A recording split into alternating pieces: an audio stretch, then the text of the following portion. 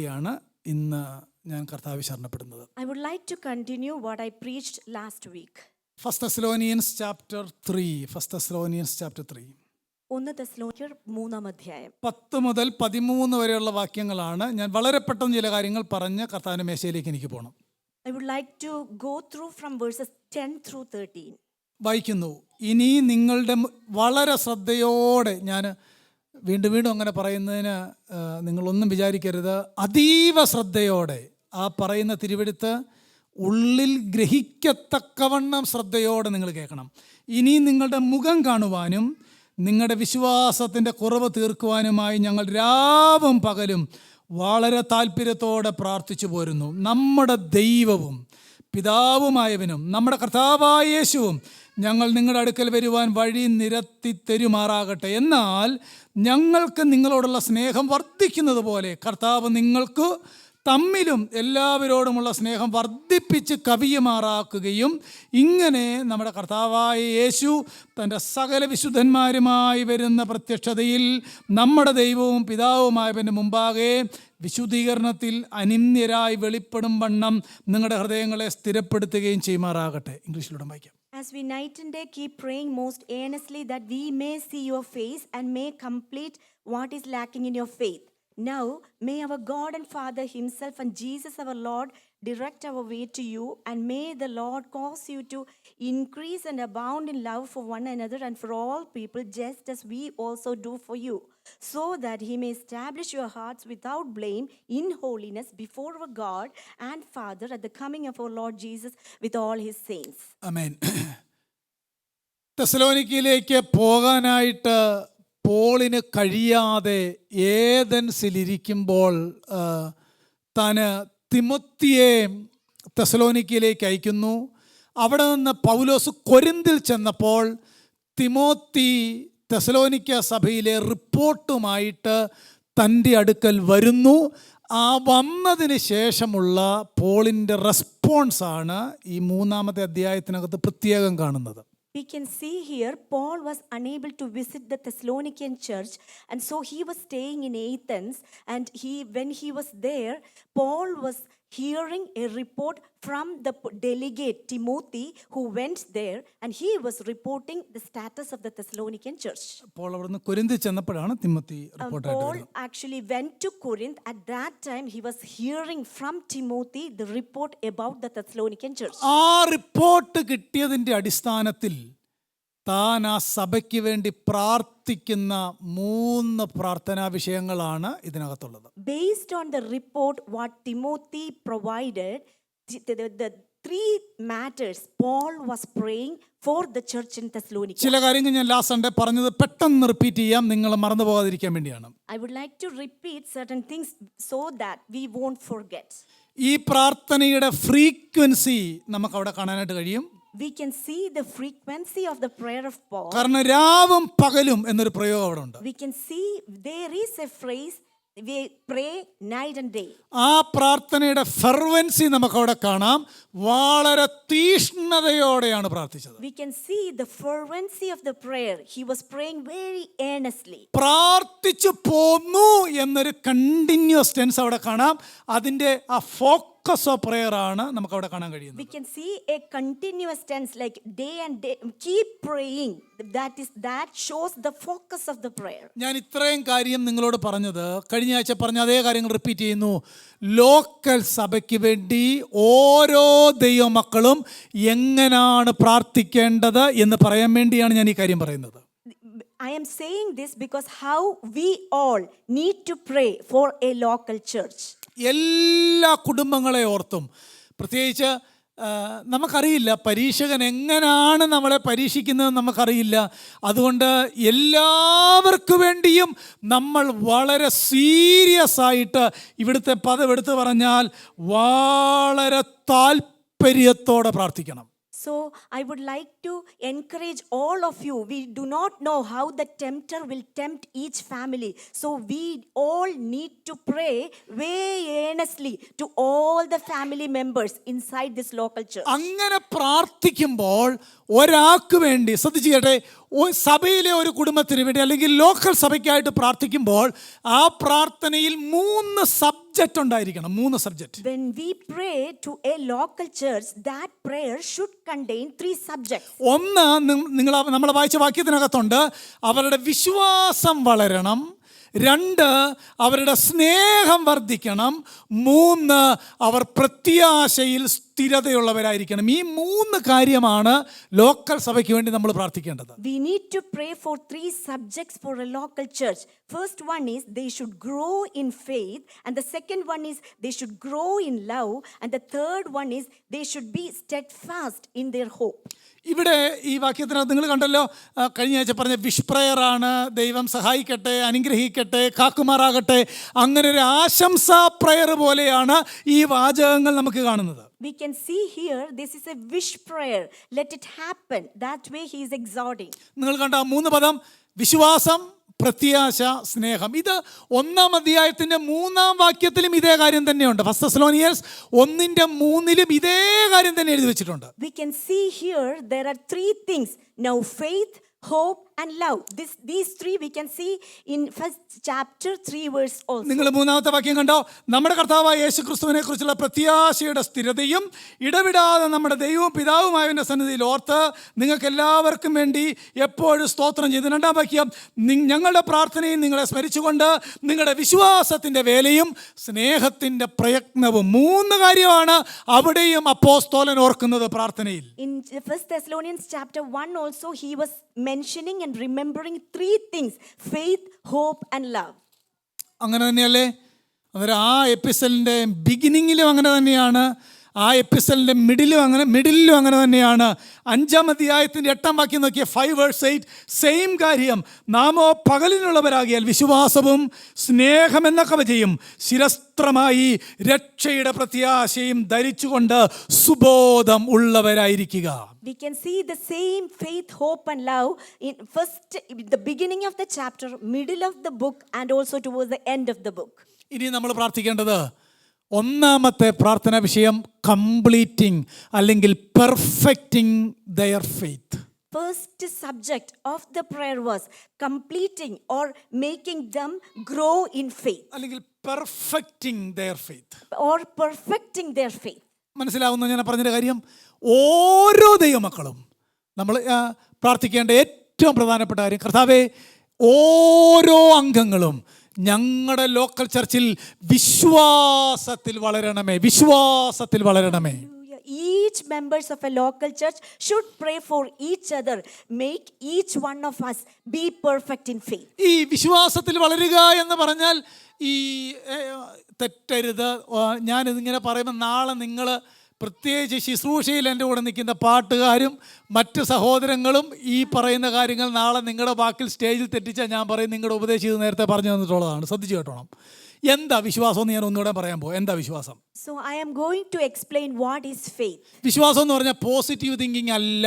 ശ്രദ്ധിച്ചു കേട്ടോണം. Now faith is not exactly faith is not positive thinking. അതായത് ഇല്ലാത്ത കാര്യം സങ്കല്പിക്കുന്നതല്ല ഫെയ്ത്ത് എന്നുള്ളത്. Faith is not something which is not existing and we are believing that is existing. That is not faith. Faith എന്ന് പറഞ്ഞാൽ ഇവിടെ ഒരുവൻ വിശ്വാസത്തിൽ വളരുക എന്നതിൻ്റെ അർത്ഥം ഒരുവൻ ദൈവത്തിൽ വളരുക, ദൈവാശ്രയത്തിൽ വളരുക, ദൈവവചനത്തിൽ വളരുക, ക്രിസ്തുവിൽ വളരുക എന്നാണ്. മറന്നു പോകരുത്. Growing in faith or perfecting in faith means we need to grow in Christ.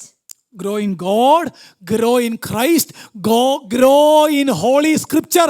ആദിയിലൊക്കെ നമ്മുടെ ആശ്രയം വർദ്ധിച്ച് വരിക എന്നതാണ് വിശ്വാസത്തിൽ ഒരുവൻ വളരുക എന്നതിൻ്റെ അർത്ഥം. What a person who is growing in faith means he is growing towards the love towards God, towards Christ and towards Scripture.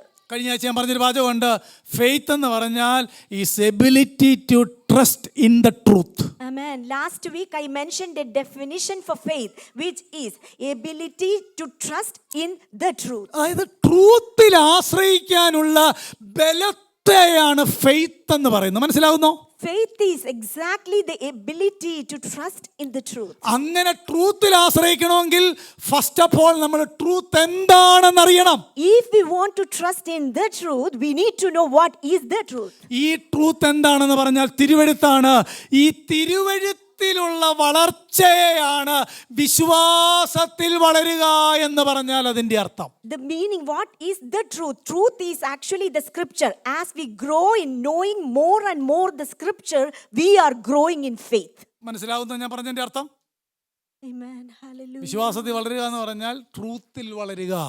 As it mentions, we need to grow in faith means we need to grow in truth. ഇനി നിങ്ങളോട് ഞാൻ ആത്മാർത്ഥത്തോടെ ചോദിക്കട്ടെ, തിരുവെഴുത്ത് പറയാത്ത ഒരു സഭയിലെ ദൈവമക്കൾക്കെങ്കിലും വിശ്വാസ വളർച്ച ഉണ്ടാവുമോ ഈ വേദഭാഗത്തിന്റെ അടിസ്ഥാനത്തിൽ? Based on this verse, let us examine if in any church there will be a growth in their faith if there is no true scripture is preached. കർത്താവുമായിട്ട് ബന്ധമില്ലാത്ത ദൈവവചനം വായിക്കാത്ത ഒരാൾക്ക് വിശ്വാസത്തിൽ എത്ര വർഷമായാലും വളരാൻ പറ്റുകയില്ല. Though we may in this Christianity for many years, if we do not read the scripture, if we do not spend time with the scripture, we are unable to grow in the truth. ഞാൻ വിശ്വാസത്തിൽ വളരുന്നു എന്നതിന് 5 test പറയാം. 5 test. I give 2 tests, 5 tests, what it shows, manifest the growth. അല്ലെങ്കിൽ how do I know if my faith is growing? Amen. എൻ്റെ വിശ്വാസം ശ്രദ്ധിച്ച് ആ 5 കാര്യം ഉണ്ടെങ്കിൽ വളർച്ച ഉണ്ടെന്ന് ഉള്ളൊരു തെളിവാണ്. ഒന്നാമത്തേത്, my knowledge of the word of God is growing every day. അങ്ങനെ ഒരു കാര്യം നമ്മുടെ ജീവിതത്തിൽ ഉണ്ടെങ്കിൽ നമ്മൾ വിശ്വാസത്തിൽ വളരുന്നുണ്ട്. If we are growing in the knowledge of the word, then we are growing. ദൈവവചനം കേൾക്കുന്നതും ഗ്രഹിക്കുന്നതും കഴിഞ്ഞ 10 വർഷവും ഇന്നുമായിട്ട് ഒരു വ്യത്യാസവും ഇല്ലെങ്കിൽ നമുക്ക് ഒരു വളർച്ചയില്ല എന്നാണ് ഞാൻ പറഞ്ഞതിൻ്റെ അർത്ഥം. The meaning is, if there is no difference from for the past 10 years, whenever we hear the word or read the word, if we are not having any changes, then we are not growing. അതാണ് ഒന്നാമത്തെ കാര്യം. First test of whether we are growing or not, that is the first test. രണ്ടാമത്തെ test, I find A greater confidence in God. ഉണ്ടോ അങ്ങനെ ഒരു കാര്യം? ജീവിതത്തിൻ്റെ എല്ലാ സാഹചര്യത്തിലും കർത്താവിൽ ആശ്രയിക്കാനായിട്ടുള്ള ഒരു കോൺഫിഡൻസ്, ഒരു ധൈര്യം ഉണ്ടാകുന്നുണ്ടോ? അത് ഇൻക്രീസ് ചെയ്യുന്നുണ്ടെങ്കിൽ we are growing in faith. Are we increasing to have a greater confidence from the past few years? Then we are growing. മൂന്നാമത്തെ കാര്യം, I have a higher trust in God's power.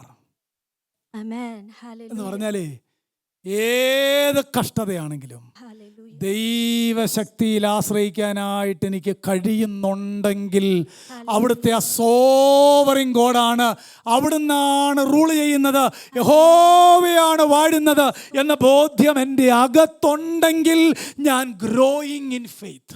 Do we have a higher trust in God's providence or provision and in His sovereignty? Then we are growing.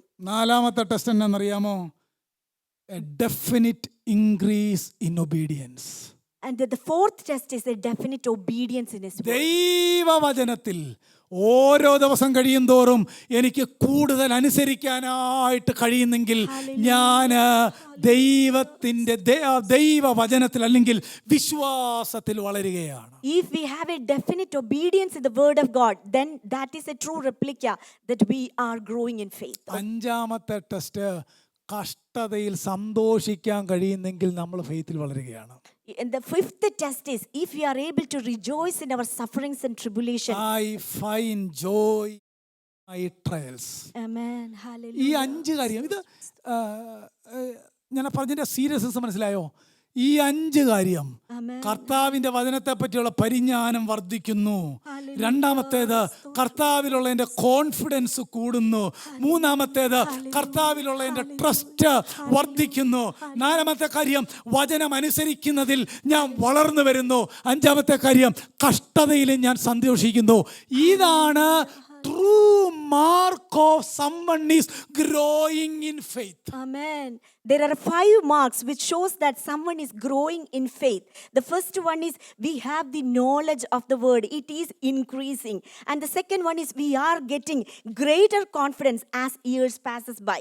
And the third test is higher trust in God's power. And the fourth test is a definite obedience to the word of God. And the fifth test is we will be joyful in our trials. എല്ലാവരും ഒരു നിമിഷം ആ ഏകാഗ്രതയോടെ ആ പറഞ്ഞ 5 കാര്യം എൻ്റെ ജീവിതത്തിലുണ്ടോ എന്ന് നോക്കി. Let each one of us നമ്മളിങ്ങനെ examine. ഒത്തിരി നേരം പറഞ്ഞു പോയിട്ടോ ഒരു വലിയ പെർഫോമൻസ് നടത്തിയിട്ട് ഒന്നും ദൈവപ്രസാദം ഉണ്ടാകുകയില്ല. ഈ 5 മേഖലകൾ മിനിമം എൻ്റെ ജീവിതത്തിൽ വളർച്ച ഉണ്ടാകുന്നില്ലെങ്കിൽ ഞാൻ ദൈവഹൃദയത്തിന് വേദനയാണ് എന്ന കാര്യം മറന്നു പോകരുത്. Let each one of us examine whether we possess all these 5 characteristics.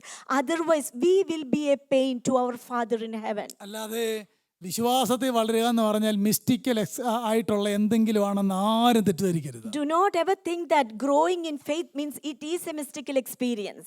നിങ്ങൾ എനിക്ക് ഒരു കാര്യം മനസ്സിലായല്ലോ. ഒന്നാമത്തെ കാര്യം, I believe you all got the point. First point. ഇതെപ്പോഴും നമ്മുടെ മനസ്സിലുണ്ടായിരിക്കണം. 1 മാസം കൂടെ ഉള്ളു ഈ വർഷം തീരാൻ. എത്രമാത്രം കർത്താവിൻ്റെ വചനം മനസ്സിലാക്കാനായിട്ട് കഴിഞ്ഞു, എത്രമാത്രം കർത്താവിൽ കോൺഫിഡൻസ് വർദ്ധിച്ചു, എത്രമാത്രം ഒബീഡിയൻസ് ഉണ്ടായി, എത്രമാത്രം ട്രസ്റ്റ് അവനിലുണ്ടായി, എൻ്റെ കഷ്ടതയുടെ മുന്നിലെ എൻ്റെ പ്രതികരണം എങ്ങനെയായിരുന്നു. ഈ 5 കാര്യത്തിൽ വളർച്ച ഉണ്ടായെങ്കിൽ ക്രിസ്തീയ ജീവിതം കർത്താവിലേക്ക് വളർന്നുകൊണ്ടിരിക്കുകയാണ്. Amen. We all can test whether we grow from last year or whether we are growing each day by testing these 5 points, whether we are increasing in the knowledge of the word of God, and whether we have a greater confidence with our Father, and whether we are possessing a higher trust in God's power, or do we have a definite confidence and obedience in His word, and also are we joyful in trials. 10ാമത്തെ വാക്യത്തിനകത്തെ പദം കണ്ടോ, നിങ്ങളുടെ വിശ്വാസത്തിൻ്റെ കുറവ് തീർക്കേണ്ടതിനായി ഞങ്ങൾ രാവും പകലും ദൈവത്തോട് പ്രാർത്ഥിച്ചു പോരുന്നു. We can see in verse 10, we are praying for you all day and night to complete what is lacking in your faith. അന്നേരം വിശ്വാസത്തിൻ്റെ കുറവ് തീർക്കാൻ 3 കാര്യം ഈ അധ്യായത്തിൽ ചെയ്യുന്നുണ്ട്. 1, തിമോത്തിയോസിനെ അങ്ങോട്ട് അയക്കുന്നുണ്ട്. 2, ഇൻസ്പയർഡ് ആയിട്ടുള്ളൊരു ലേഖനം അവർക്ക് കൊടുക്കുന്നുണ്ട്. അത് ഫലവത്തായി തീരാൻ തന്നിൽ ബലത്തോടെ വ്യാപരിക്കുന്ന അവൻ്റെ വ്യാപാര ശക്തിക്കൊത്തവണ്ണം പോരാടിക്കൊണ്ട് പ്രാർത്ഥിക്കുന്നുണ്ട്. He is sending Timothy to them and also exhorting the church, and he was praying for them to complete what is lacking in their faith. 11ാമത്തെ വാക്യം ചില ആൾക്കാരൊക്കെ എന്നോട് ഇവിടെ ചോദിച്ചിട്ടുള്ളൊരു ചോദ്യത്തിൻ്റെ മറുപടിയും കൂടെയാണ്. 11ാമത്തെ വാക്യം 2ാം ഭാഗം, നമ്മുടെ ദൈവവും പിതാവുമായവനും നമ്മുടെ കർത്താവായ യേശുവും ഞങ്ങൾ നിങ്ങളുടെ അടുക്കൽ വരുവാൻ വഴി നിരത്തി തെരുമാറാകട്ടെ. അവിടെ പിശാച് വഴി അടച്ചൊരു കാര്യമാണ്. അതിനുവേണ്ടി പ്രാർത്ഥിക്കുകയാണ് ഈ വിഷയം. എനിക്ക് 2:15 മുതൽ 17 മുതൽ വായിച്ചാൽ അതിൻ്റെ കോണ്ടസ്റ്റ് കിട്ടും. എനിക്ക് അങ്ങോട്ട് പോകാനായിട്ട് സമയമില്ല.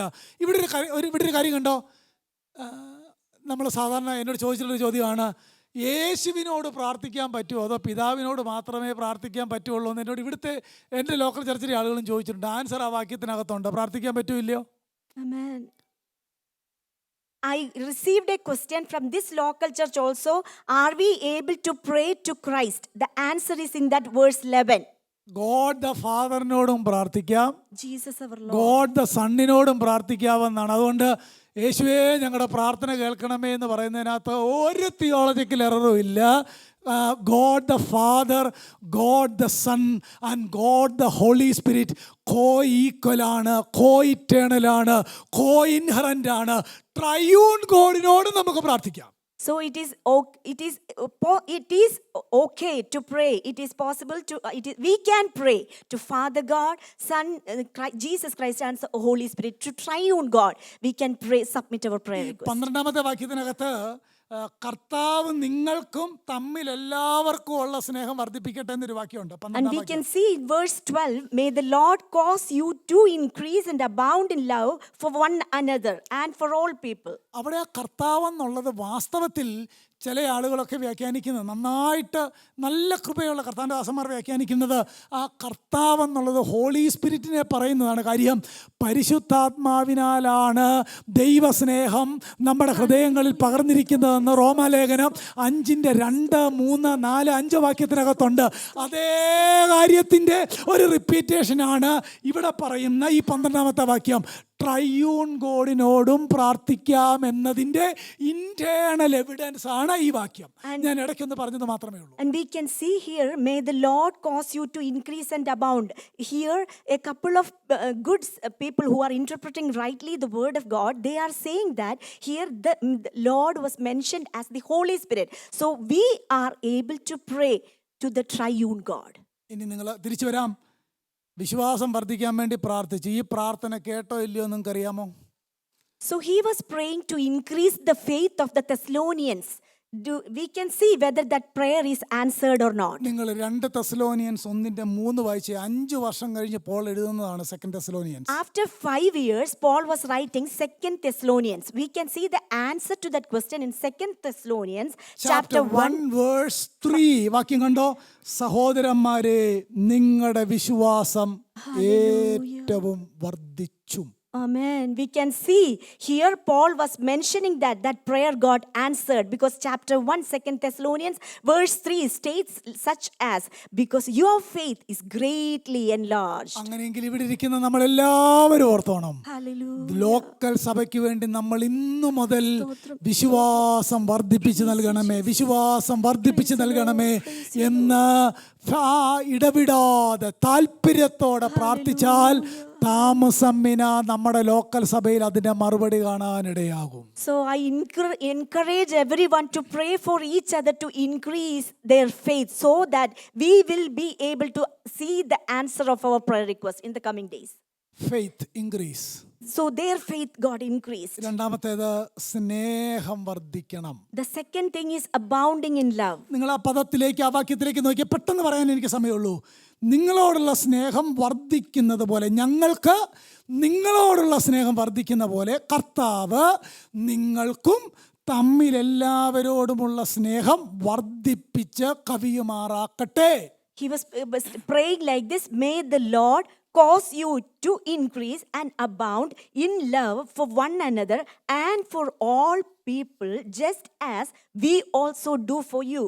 ഇവിടെ പ്രധാനമായിട്ടും രണ്ട് കാര്യം പ്രധാനമായിട്ടും. There are two important things over here. അപ്പോസ്തലന്മാര് പോൾ പറയുകയാണ്, ഞങ്ങൾക്ക് നിങ്ങളോടുള്ള സ്നേഹം എന്നൊരു പ്രയോഗമാണ്. ഞങ്ങൾക്ക് നിങ്ങളോടുള്ള സ്നേഹം. And we can see here a love from us towards you. അതായത് അവിടെ 2 സ്നേഹം ഈ അപ്പോസ്തലന്മാരുടെ ഭാഗത്തു നിന്നുണ്ട്. ഒന്ന്, ഇവർ രക്ഷിക്കപ്പെടുന്നതിന് മുമ്പ് അവരെ സ്നേഹിച്ചു. അതുകൊണ്ടല്ലേ ഗോസ്പൽ പറയാനായിട്ട് പോയത്. Amen.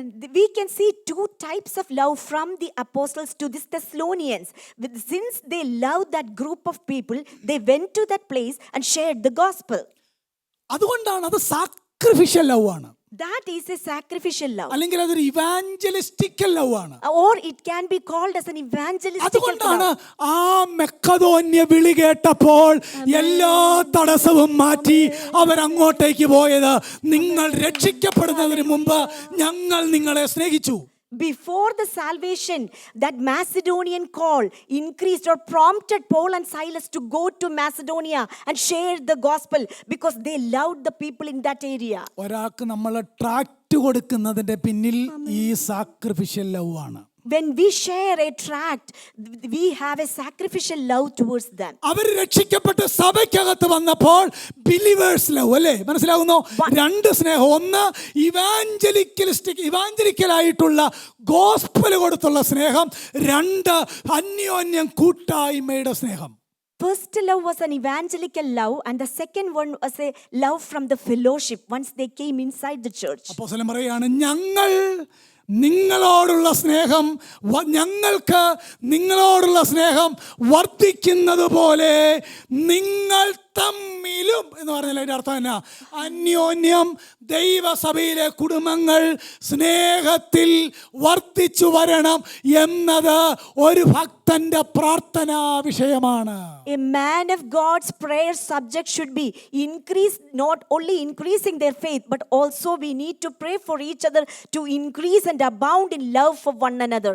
നിങ്ങൾക്ക് തമ്മിലെന്ന് പറഞ്ഞാൽ അതിൻ്റെ അർത്ഥം എന്നാ? ഇവിടെ നമ്മൾ 27 ഫാമിലി ഉണ്ടെങ്കിൽ ആ 27 ഫാമിലി തമ്മിലുള്ള സ്നേഹം എന്നാണ് അതിൻ്റെ അർത്ഥം.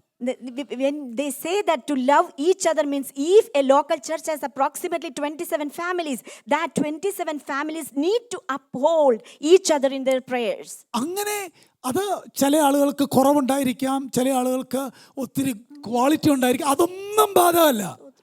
അതൊന്നുമല്ല നമ്മുടെ സ്നേഹത്തിൻ്റെ, അതിന് നമ്മളെ പ്രചോദിപ്പിക്കുന്ന ഘടകം. നമ്മൾ ഒരാളെ സ്നേഹിക്കുന്നതിൻ്റെ കാര്യം എന്നാണെന്നറിയാമോ? കർത്താവ് എന്നെ സ്നേഹിച്ചു, അതുകൊണ്ട് ഞാൻ അദ്ദേഹത്തെ സ്നേഹിക്കുകയാണ്. Always our love towards a person based upon the fact that how much God bestowed his love upon us. നിങ്ങൾ തമ്മിൽ ബിലീവേഴ്സ് ലവ്, രണ്ടാമത്തെ പദം കണ്ടോ? എല്ലാവരോടുമുള്ള സ്നേഹം വർദ്ധിച്ച് കവിയുമാറാകട്ടെ. അങ്ങനെയെങ്കിൽ എല്ലാവരോടുള്ള സ്നേഹം എന്താ? And we can see here he was mentioning increase and abound in love for one another, and also he was mentioning for all people. What is that? ആ വൺ അനദർ എന്നുള്ളത് അന്യോന്യമുള്ള സ്നേഹമാണ്, നമ്മുടെ കുടുംബങ്ങൾ തമ്മിലുള്ള സ്നേഹമാണ്.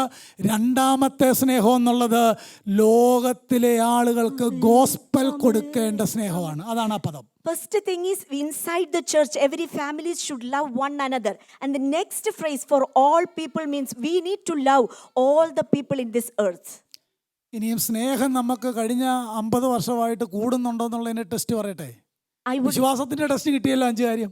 I'm going to give you a test how we can see whether we are growing in love. ഒന്നാമത്തെ test, First test. we have less concern with self comfort and personal fulfillment. Amen. മനസ്സിലാവുന്നോ? എന്നെ പറ്റി ആകെ ഒരു തണുപ്പായിട്ടിരിക്കുന്നത്. ഇത് പിന്നെ music ഇട്ട് പ്രസംഗിക്കാൻ പറ്റുമോ? തെസ്സലോനിയൻസ് പറ്റുമോ? എൻ്റെ ഉപദേശി പണ്ടേ കൃപയില്ല, വീണ്ടും ഇങ്ങനെ തന്നെയാണോ?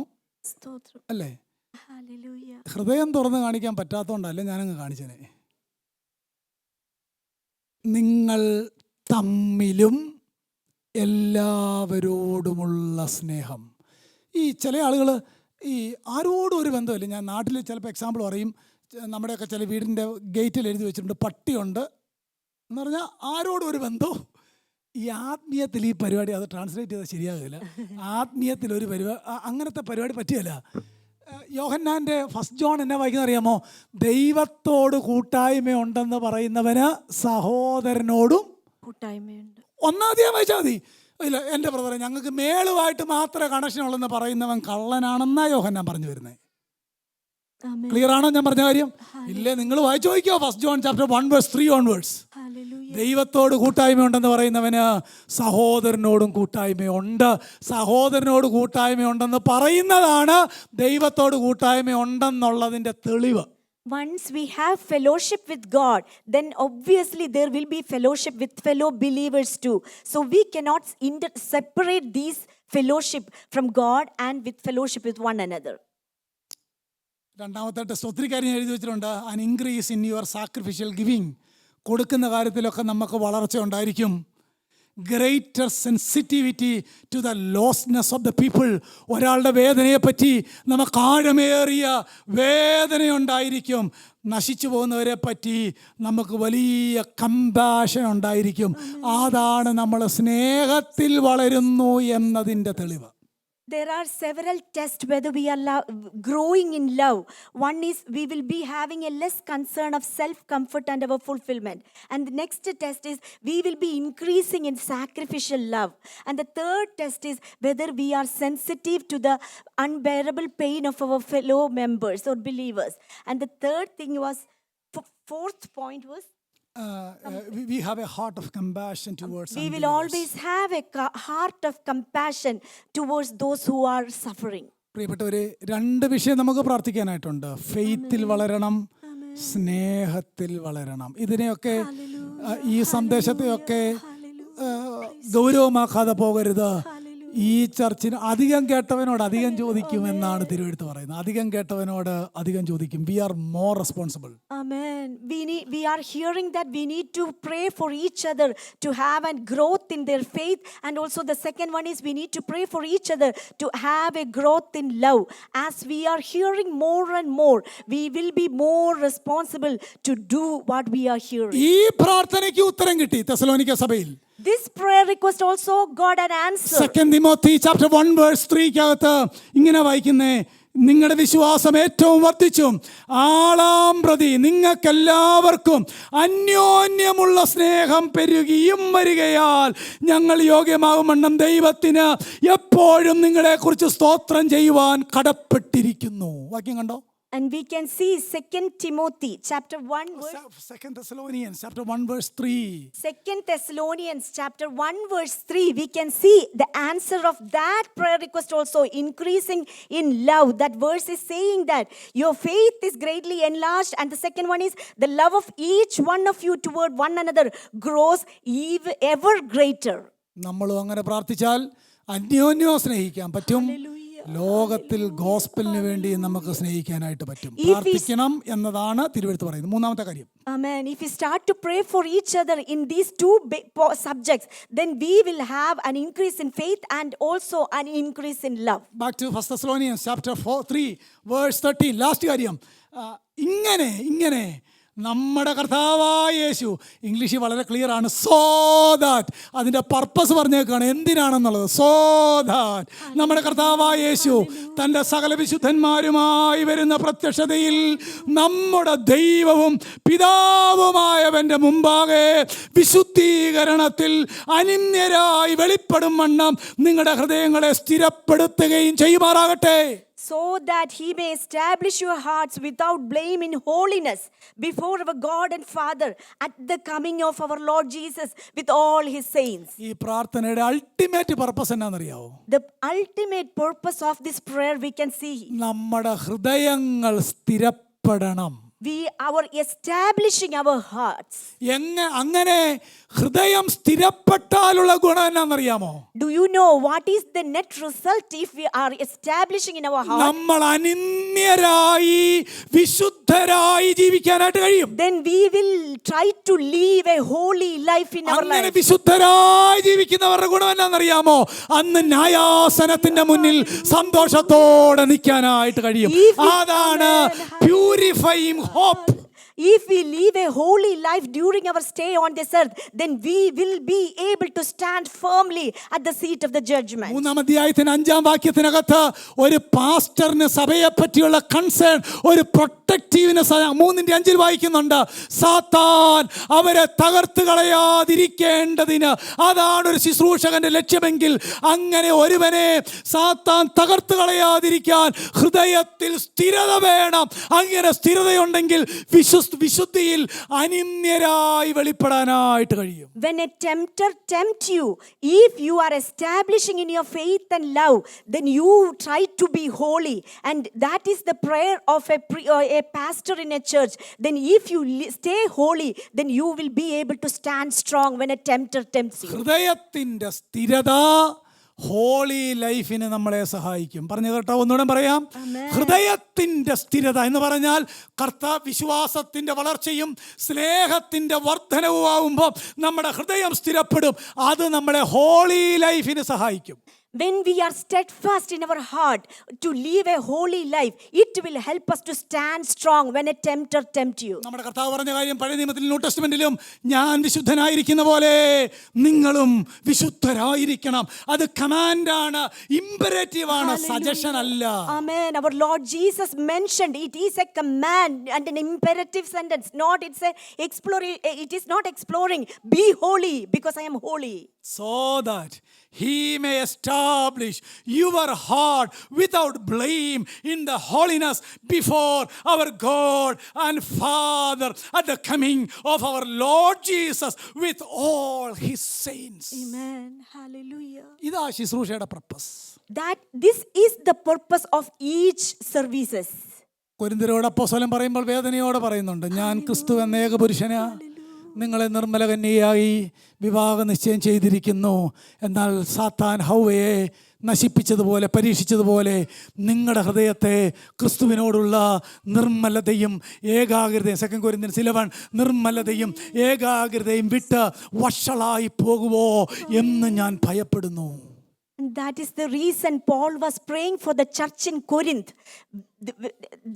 That church members' love for Christ may grow weak.